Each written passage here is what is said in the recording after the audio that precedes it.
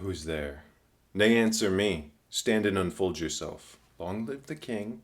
Bernardo, he. You come most carefully upon your hour. 'Tis now struck 12. Get thee to bed, Francisco. For this relief much thanks. 'Tis bitter cold, and I am sick at heart. Have you had quiet guard? Not a mouse stirring. Well, good night. If you do meet Horatio and Marcellus, the rivals of my watch, bid them make haste. I think I hear them. Stand ho, who is there? Friends to this ground, and liegemen to the Dane. Give you good night. Oh, farewell, honest soldier. Who hath relieved you? Bernardo hath my place. Give you good night. Holla, Bernardo. Say, what is Horatio there? Ah, peace of him. Welcome, Horatio. Welcome, good Marcellus. What is this thing appeared again tonight? I have seen nothing. Horatio says 'tis but our fantasy, and will not let belief take hold of him, touching this dreaded sight twice seen of us. Therefore I have entreated him along with us to watch the minutes of this night, that if again this apparition come, he may approve our eyes, and speak to it. Tush, tush, 'twill not appear. Sit down a while, and let us once again assail your ears that are so fortified against our story, what we have 2 nights seen. Well, sit we down, and let us hear Bernardo speak of this. Last night of all, when yon same star that's westward from the pole had made his course to illumine that part of heaven where now it burns, Marcellus and myself, the bell then beating one, Peace, break thee off, look where it comes again, in the same figure like the king that's dead. Thou art a scholar, speak to it, Horatio. Looks it not like the king? Mark it, Horatio. Most like. It harrows me with fear and wonder. It would be spoke to. Speak to it, Horatio. What art thou that usurpst this time of night together with that fair and warlike form in which the majesty of buried Denmark did sometimes march? By heaven, I charge thee, speak. It is offended. See, it stalks away. Stay, speak, speak. I charge thee, speak. 'Tis gone and will not answer. How now, Horatio, you tremble and look pale. Is it not something more than fantasy? What think you want?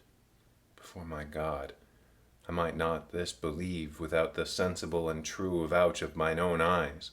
Is it not like the king? As thou art to thyself, such as the very armor he had on when he was the ambitious Norway combated. So frowned he once.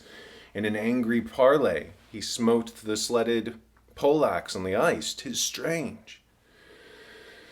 Thus twice before, and jump at this dead hour, with martial stalk, hath he gone by our watch.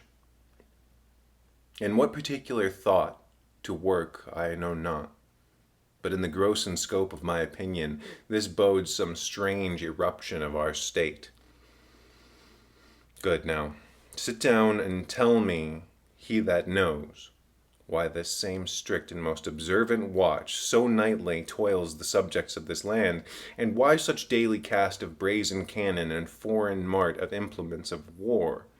Why such impress of shipwrights, whose sore task does not divide the Sunday from the week?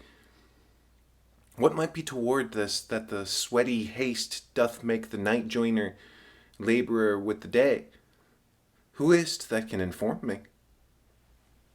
That can I.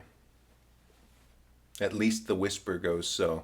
Our last king, whose image even now but appeared to us, was, as you know, by Fortinbras of Norway, thereto pricked on by most emulate pride, dared to the combat in which our valiant Hamlet, for so this side of our known world esteemed him, did slay this Fortinbras, who by a sealed compact, well ratified by law and heraldry, did forfeit with his life all those his lands which he stood seized of to the conqueror.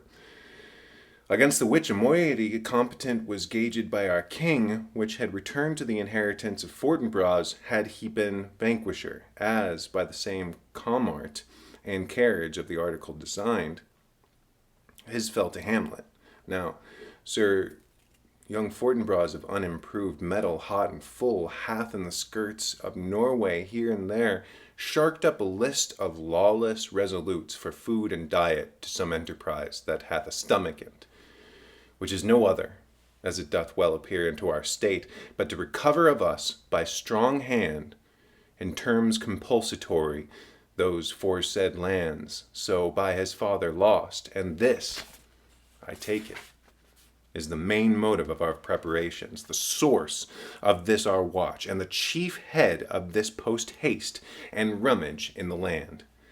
I think it be no other than, but even so. Well, may it sort that this portentous figure comes armed through our watch, so like the king that was is the question of these wars. A mote is to trouble in the mind's eye. In the midst most high and palmy state of Rome, a little ere the mightiest Julius fell, the graves stood tenantless, and the sheeted dead did squeak and gibber in the Roman streets, as starts and trains of fire and dews of blood, disasters in the sun. And the moist star, upon whose influence Neptune's empire stands, was sick almost to doomsday with eclipse. And even the like precurse of feared events, as harbingers preceding still the fates, and prologue to the omen coming on, have heaven and earth together demonstrated unto our climatures and countrymen. But soft, behold, lo, where it becomes again. I'll cross it, though it blast me. Stay, illusion. If thou hast any sound or use of voice, speak to me. If there be any good thing to be done, that may be to thee to ease and grace to me, speak to me. If thou art privy to thy country's fate, which happily foreknowing may avoid, O speak. Or if thou hast uphoarded in thy life extorted treasure in the womb of earth, for which they say your spirits oft walk in death, speak of it. Stay and speak. Stop it, Marcellus. Shall I strike at it with my partisan? Do if it will not stand. 'Tis here. 'Tis here. 'Tis gone. We do it wrong, being so majestical. To offer it the show of violence, for it is the air of invulnerable, and our vain blows malicious mockery. It is about to speak when the cock crew, and then it started, like the guilty thing upon a fearful summons. I have heard the cock, that is the trumpet to the morn, doth with his lofty and shrill-sounding throat awake the god of day, and at his warning, whether in sea or fire, in earth or air, the extravagant and erring spirit hies to his confine, and the truth herein, the present object made probation. It faded on the crowing of the cock. Some say that ever against that season comes wherein our Savior birth is celebrated. This bird of dawning singeth all night long, and then they say no spirit dates stir abroad. The nights are wholesome, then no planets strike, no fairy takes, nor witch hath power to charm. So hallowed and so gracious is that time. So have I heard, and do in part believe it. But look, the morn in russet mantle clad walks o'er the dew of yon high eastward hill. Break we our watch up, and by my advice let us impart what we have seen tonight upon young Hamlet, for upon my life this spirit, dumb to us, will speak to him. Do you consent we shall acquaint him with it, as needful in our loves, fitting our duty? Let's do it, I pray. And I this morning know where we shall find him most convenient. Though yet of Hamlet, our dear brother's death, the memory of Green, and that is befitted to bear our hearts in grief, and our whole kingdom to be contracted into one brow of woe. Yet so far hath discretion fought with nature, that we, with wisest sorrow, think on him together with remembrance of ourselves. Therefore, our sometime sister, now our queen, the imperial jointress to this warlike state, have we, as 'twere with a defeated joy, with an auspicious and drooping eye, with mirth and funeral, and with dirge and marriage, in equal scale weighing delight and dole, taken to wife.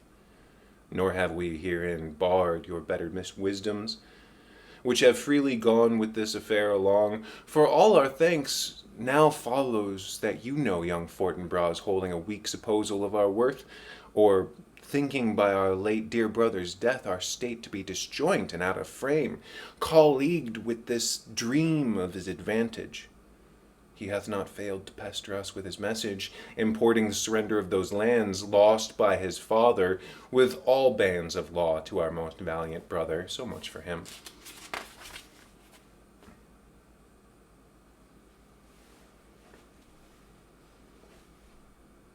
Now, for ourself, And for this time of meeting, thus much the business is. We have here writ to Norway, uncle of young Fortinbras, who, impotent and bedrid, scarcely hears of this of his nephew's purpose to suppress his father, further gate herein, in that the levies, the lists, and full proportions are all made out of this subject. And we here dispatch you, good Cornelius, and you, Voldemond, for bearers of this greeting to old Norway, giving you no further personal power to business with the king more than the scope of these delated articles allow. Farewell, and let you haste commend your duty. In that, and all things, will we show our duty. We doubt it nothing. Heartily farewell. And now, Laertes,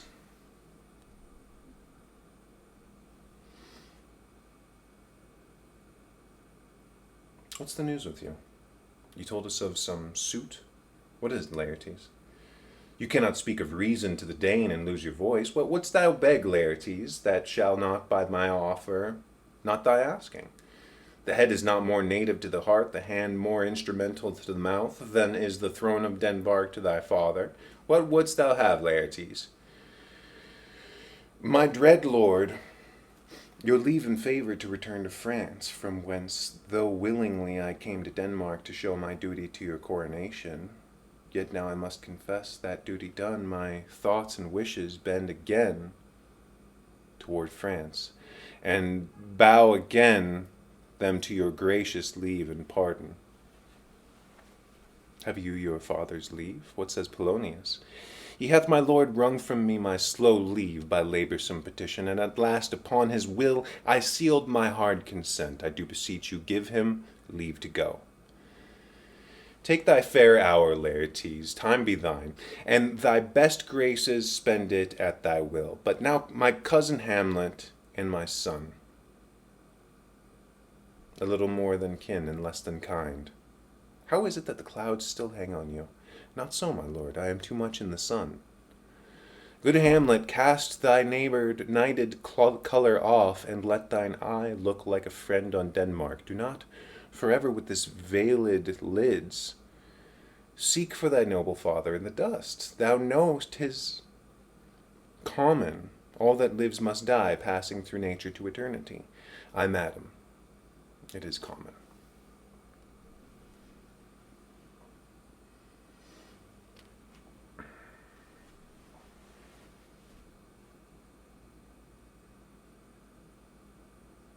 If it be, why seems it so particular with thee?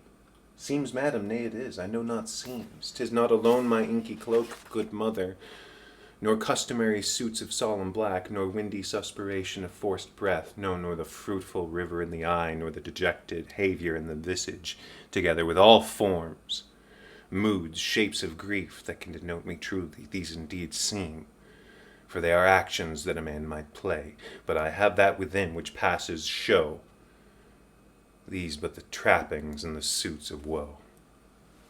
'Tis sweet and commendable to your nature, Hamlet, to give these mourning duties to your father, but you must know your father lost a father, that father lost his, and the survivor bound in filial obligation for some term to do obsequious sorrow, but to persevere.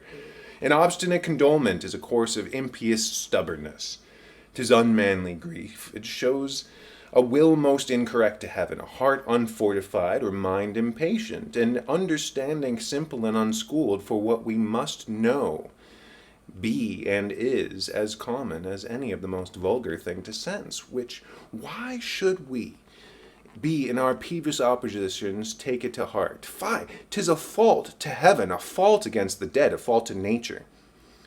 To reason most absurd, whose common theme is death of fathers, and who still hath cried from the first corpse till he that died today. This must be so. We pray you throw the earth this unprevailing woe, and think of us as a father. For let the world take note, you are the most immediate to our throne, and with no less nobility of love than that which dearest father bears his son, do I impart toward you. For your intent in going back to school in Wittenberg, it is most retrograde to our desire, and we beseech you, bend you to remain here in the cheer and comfort of our eye, our chiefest courtier, cousin, and our son. Let not thy mother lose her prayers, Hamlet. I pray thee, stay with us. Go not to Wittenberg. I shall in all my best obey you, madam. Why, 'tis a loving and fair reply. Be as ourself in Denmark, madam, come. This gentle and unforced accord of Hamlet sits smiling to my heart, in grace whereof no jocund health that Denmark drinks today, but the great cannon to the clouds shall tell, and the king's rouse to the heaven shall bruit again, re-speaking earthly thunder. Come away. Oh, that this too sullied flesh would melt, thaw, and resolve itself into a dew, or that the everlasting had not fixed his cannon against self-slaughter. Oh, God. God, how weary, stale, flat, and unprofitable seem to me all the uses of this world. Fie on't. Oh, fie. 'Tis an unweeded garden that grows to seed. Things rank and gross in nature possess it merely, that it should come to this. But 2 months dead, nay, not so much, not 2, so excellent a king, that was to this Hyperion to a satyr, so loving to my mother, that me not beteem the winds of heaven visit to her face too roughly. Heaven and earth must I remember. Why, she would hang on him as if increase of appetite had grown by what it fed on, and yet within a month, let me not think on. Frailty, thy name is woman, a little month, or ere these shoes were old with which she followed my poor father's body like Niobe, all tears. Why, she, oh God, a beast that wants discourse of reason would have mourned longer, married with my uncle, my father's brother, but no more like my father than I to Hercules. Within a month, ere yet the salt of most unrighteous tears had left the flushing in her galled eyes, she married, O most wicked speed to post with such dexterity to incestuous sheets. It is not, nor it cannot come to good, but break my heart, for I must hold my tongue. Hail to your lordship. I'm glad to see you well, Horatio, or I do forget myself. The same, my lord, and your servant, poor servant ever. Sir, my good friend, I'll change that name with you. And what make you from Wittenberg, Horatio, Marcellus? Good my good lord. I am very glad to see you. But what in faith make you from Wittenberg? A truant disposition, good my lord. I would not hear your enemy say so, nor shall you do my ear that violence to take a truster of your own report against yourself. I know you are no truant, but what is your affair at Elsinore? Will teach you to drink fair for you depart. My lord, I came to see your father's funeral. I prithee do not mock me, fellow student. I think it was to see my mother's wedding. Indeed, my lord, it followed hard upon. Thrift, Horatio. The funeral baked meats did coldly furnish forth the marriage tables. Would I had met my dearest foe in heaven. Or ever I had seen that day, Horatio, my father. Methinks I see my father. Where, my lord? In my mind's eye, Horatio. I saw him once. It was a goodly king. It was a man, take him for all in all. I shall not look on his like again. My lord, I think I saw him yesternight. Saw? Who? My lord, the king your father. The king my father? Season your admiration for a while with an attent ear, till I may deliver upon the witness of these gentlemen this marvel to you. For God's love, let me hear.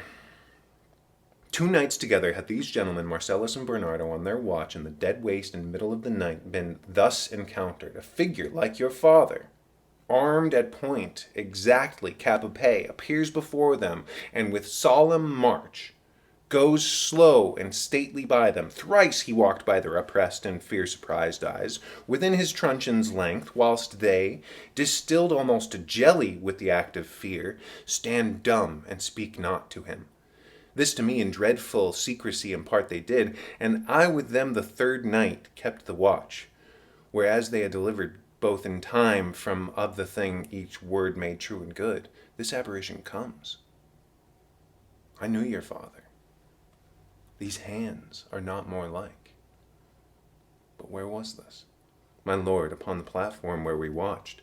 Did you not speak to it? My lord, I did, but answer made it none. Yet once methought it lifted it up its head, and did address itself to motion like as it would speak. But even then the morning cock crew loud, and at the sound it shrunk in haste away, and vanished from our sight.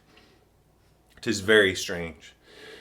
As I do live, my honored lord, 'tis true, and we do think it writ down in our duty to let you know of it. Indeed, sirs, but this troubles me. Hold you watch tonight? We do, my lord. Armed, say you?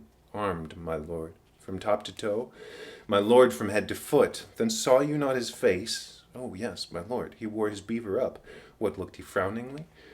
A countenance more in sorrow than in anger? Pale or red? Nay, very pale, and fixed his eyes upon you most constantly. I would I had been there. It would have much amazed you. Very like, stayed it long? While one with moderate haste might tell 100. Longer, not when I saw it. His beard was grizzled, no, it was as I have seen it in life, a sable silvered. I will watch tonight, perchance 'twill walk again. I warrant it will. If it assume my noble father's person, I'll speak to it, though hell itself should gape and bid me hold my peace. I pray you all, if you have hitherto concealed this sight, let it be tenable in your silence still, and whatsoever else shall hap tonight, give it an understanding but no tongue. I will requite your loves, so fare you well. Upon the platform twixt 11 and 12, I'll revisit you. Our duty to your honor, your loves is mine to you. Farewell. My father's spirit in arms? All is not well. I doubt some foul play. Would the night were to come! Till then sit still, my soul. Foul deeds will rise, though all the earth overwhelm them to men's eyes. My necessities are embarked, farewell. And sister, as the winds give benefit and convoy as assistant, do not sleep, but let me hear from you. Do you doubt that? For Hamlet, and the trifling of his favor, hold it a fashion and a toy in blood. A violet in the youth of primy nature, forward, not permanent, sweet, not lasting, the perfume and suppliance of a minute, no more. No more but so? Think it no more, for nature crescent does not grow alone in thews and bulk, but as this temple waxes, the inward service of the mind and soul grows wide withal. Perhaps he loves you now, and now no soil nor caudle doth besmirch the virtue of his will. But you must fear his greatness weighed, his will is not his own. He may not, as unvalued persons do, carve for himself, for on his choice depends the safety and health of his whole state, and therefore must his choice be circumscribed upon the voice and yielding of that body whereof he is the head. Then if he says he loves you, it fits your wisdom so far to believe it, as he in particular act and place may give his saying deed, which is no further than the main voice of Denmark goes withal. Then weigh the main voice of Denmark, then weigh what loss your honor may sustain, if with too credent ear you list his songs, or lose his heart, or chaste treasure open to his unmastered importunity. Fear it, Ophelia, fear it, my dear sister, and keep you in the rear of your affection, out of the shot and danger of desire. The chariest maid is prodigal enough if she unmask her beauty to the moon. Virtue itself scapes not calumnious strokes. The canker galls the infants of the spring too oft before their buttons be disclosed. And in the morn and liquid dew of youth contagious blastments are most imminent. Be wary then. Best safety lies in fear. Youth to itself rebels, though none else near.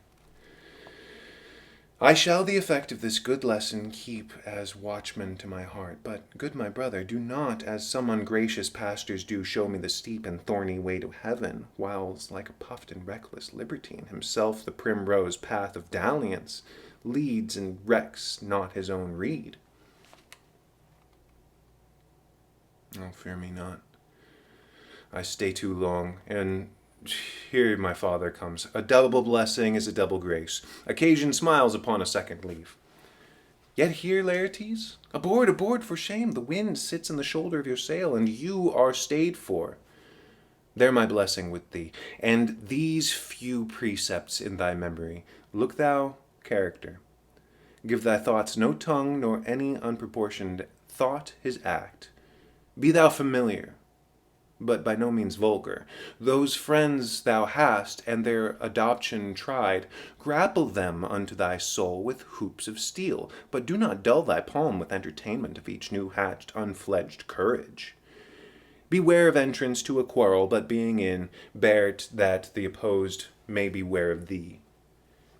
Give every man thy ear, but few thy voice. Take each man's censure, but reserve thy judgment. Costly thy habit as thy purse can buy, but not expressed in fancy, rich, not gaudy, for the apparel oft proclaims the man, and they in France of the best rank and station are of the most select and generous, chief in that. Neither a borrower nor a lender be, for loan oft loses doth both itself and friend. And borrowing dulleth edge of husbandry. This above all, to thine own self be true, and it must follow as the night the day. Thou canst not then be false to any man. Farewell. My blessing season this in thee.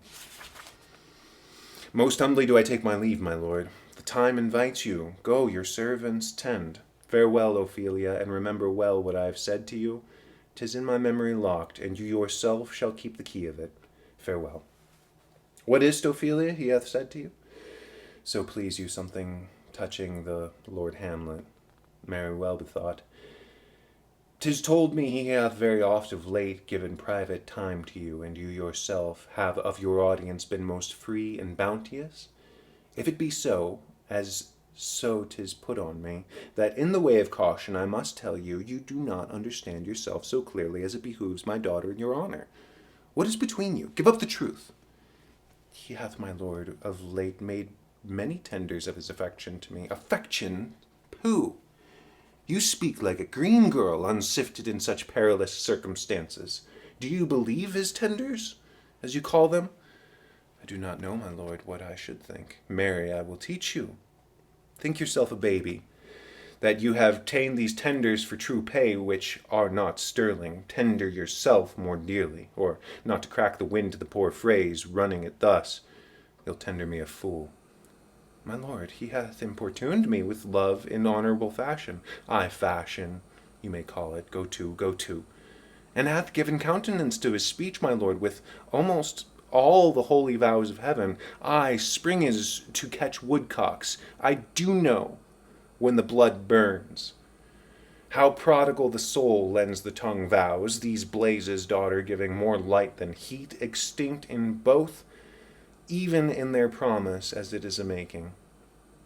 You must not take for fire. From this time be something scanter of your maiden presence. Set your entreatments at a higher rate than a command to parley, for Lord Hamlet believes so much in him that he is young, and with larger tether may he walk than may be given you. In few, Ophelia, do not believe his vows, for they are brokers, not of that dye which their investments show, but mere implorators of unholy suits, breathing like sanctified and pious bawds. The better to beguile, this for all.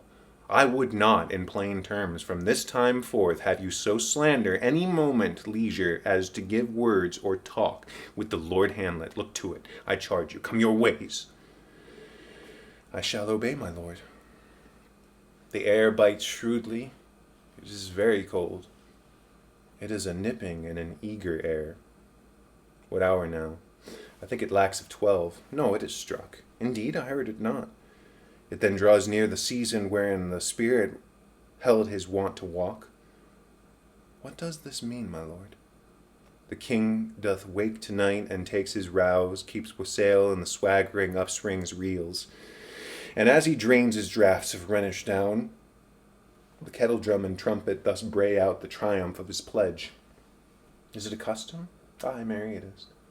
But to my mind, though I am a native here and to the manner born, it is a custom more honored in the breach than the observance. This heavy-headed revel east and west makes us traduced and taxed of other nations. They cleap us drunkards, and with swinish phrase soil our addition, and indeed it takes from our achievements, though performed at height, the pith and marrow of our attribute. So oft it chances in particular men, that for some vicious mole of nature in them, as in their birth, wherein they are not guilty, since nature cannot choose his origin, by the o'ergrowth of some complexion, oft breaking down the pales and forts of reason, or by some habit that too much o'erleavens the form of plausive manners, that these men carrying, I say, the stamp of one defect, being nature's livery, or fortune's star, his virtues else, be they as pure as grace, as infinite as man may undergo, shall in the general censure take corruption from that particular fault. The dram of evil doth all the noble substance often doubt to his own scandal. Look, my lord, it comes. Angels and minstrels of grace defend us. Be thou a spirit or health or goblin damned. Bring thee airs from heaven or blasts from hell, be thy intents wicked or charitable. Thou comest in such a questionable shape that I will speak to thee. I'll call thee Hamlet, king, father, royal Dane. Oh, answer me. Let me not burst in ignorance, but tell why thy canonized bones, hearsed in death, have burst their cerements, why the sepulchre, wherein we saw those quietly interred, hath opted with ponderous and marble jaws to cast thee up again. What may this mean, that thou dead corpse, again in complete steel, revisits thus the glimpses of the moon, making night hideous, and we fools of nature so horridly to shake our disposition? With thoughts beyond the reaches of our soul? Say, what is this? Wherefore? What should we do? It beckons you to go with it, as if it some impartment did desire to you alone. Look, with what courteous action it waves you to a more removed ground. But do not go with it. No, by no means. It will not speak, then I will follow it. Do not, my lord. Why? What should it be fear?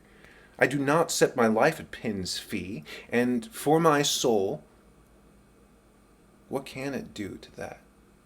Being a thing immortal as itself, it waves me forth again, I'll follow it. What if it tempt you toward the flood, my lord, or to the dreadful summit of the cliff that beetles o'er the base of the sea, and there assume some other horrible form which might deprive your sovereignty of reason, and draw you into madness? Think of it. The very place puts toys of desperation, without more motive, into every brain that looks so many fathoms to the sea, and hears it roar beneath. It waves me still. Go on. I'll follow thee. You shall not go, my lord. Hold off your hands. Be ruled. You shall not go. My fate cries out and makes each petty artery in my body as hardy as the Neiman's lion nerve.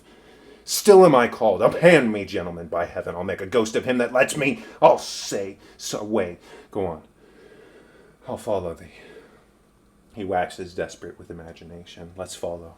'Tis not fit thus to obey him. Have after.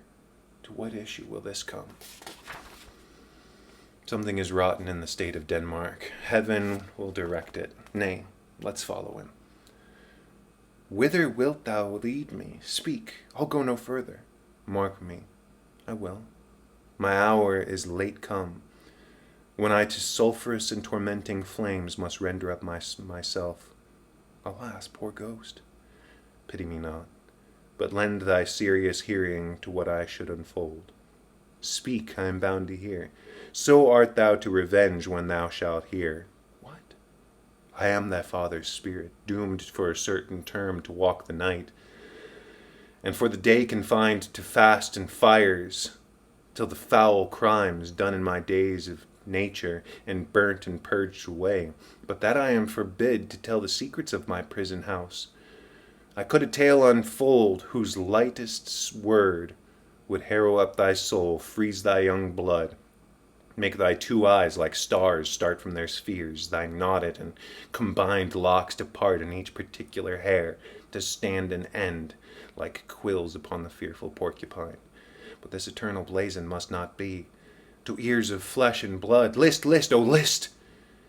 If thou didst ever thy dear father love, O God, revenge his foul and most unnatural murder. Murder? Murder most foul, as in the best it is, but this most foul, strange, and unnatural.